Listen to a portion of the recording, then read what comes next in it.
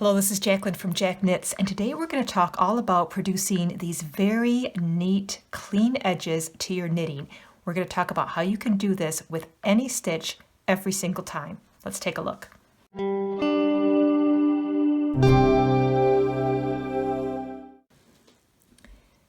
Let's talk about these neat, clean edges and how we can get those with our flat knitting projects every time. This helps make a much more clean and professional look to your finished knitting project. I'm just going to show you an example. These are different stitches that I used with this method to produce this clean edge. It works with any size yarn and with any type size or any type of stitch. Here I did it with a garter stitch, a seed stitch, and even a ribbing, and it produces such clean, beautiful ends to your knitting. This is an example of when I did not do that method, and you can see that my edge is a little bumpy and scraggly, and you might like this look. This may be what you are looking for, but if you want something that's really clean and professional looking, try this method. It's really simple to do. So I'm going to show you how you can do this, and this can be achieved with any stitch. You just have to make sure you're adding 2 stitches to whatever you're casting on, so you can have 1 stitch at the beginning and end that produces this clean selvage look. So here I started a swatch here of some knitting. We're going to do this swatch with a garter stitch, but like I said, you can use this method and this tip for any type of stitch.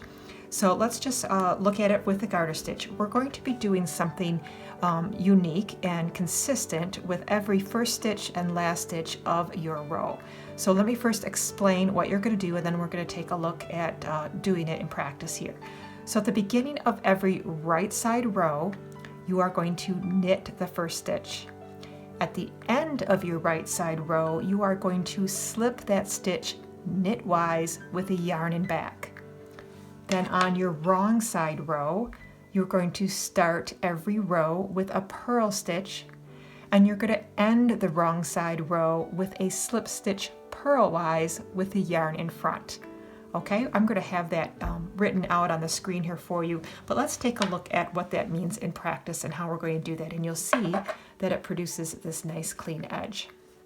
So here we are at the right side of my fabric. Now with garter stitch, it's sometimes hard to tell which is your right and wrong side because they both look the same, but we know that this is our right side because the tail of our cast on is on the end that we're knitting on. So that's how you know that you're working on the right side. So to start your right side row, we are just going to simply knit that stitch. So your first stitch is always going to be a knit stitch for the beginning of your right side row. Then you can just simply knit the rest of your row in whatever knit pattern or knit stitch your pattern calls for. In this case, of course, I'm doing the garter stitch, so it's all knit to the end of the row. So let's knit to this end of this right side row.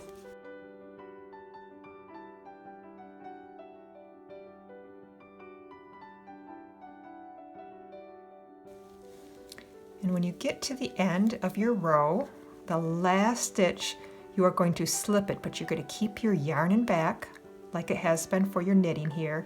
And then I'm going to slip it knitwise. So you're kind of slipping or twisting the stitch. Slip it knitwise, okay? Now let's turn our work. Now we are on the wrong side of the fabric, and I know that it's the wrong side of fabric with my garter stitch here because the tail is on the opposite end. That's how you know you're on the wrong side. So to begin the wrong side of your row, you are going to start the first stitch with purling it. So I'm bringing my yarn to the front, and I'm going to purl that first stitch only. And now you can continue with whatever stitch your pattern calls for. In this case, again, it's the garter stitch, so even though I'm on the wrong side of the fabric, I am going to knit every stitch for this wrong side row.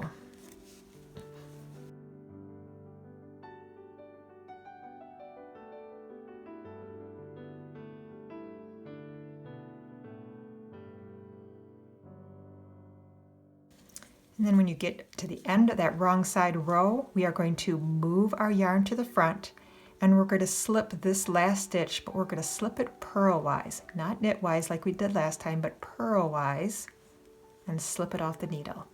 And that's the end of every wrong side row. And then you just do the same thing with the subsequent right side rows. This is the right side, my tail is on this end, so I'm going to start with a knit stitch and knit to the end of this row. And at the end of my right side row, I'm going to slip it knitwise with a yarn and back. The beginning of my wrong side row, I'm going to purl it.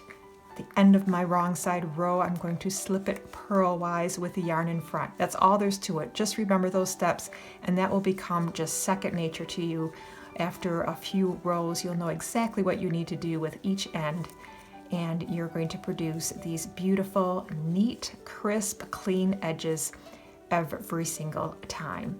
So it really does, it's one of those things that really brings your knitting to another level. It just makes it look so much more professional and clean, and it also, an added benefit to it as well is if you are knitting some square or flat pieces which you're going to seam together later, this gives such a nice clean edge to pick up for seaming stitches as well. So double benefit there. So I hope you consider subscribing to my channel. You'll receive so many new knitting tips and techniques that you can put into practice, so learn some new stitches and some creative patterns as well. So thanks for watching, everyone. Happy knitting.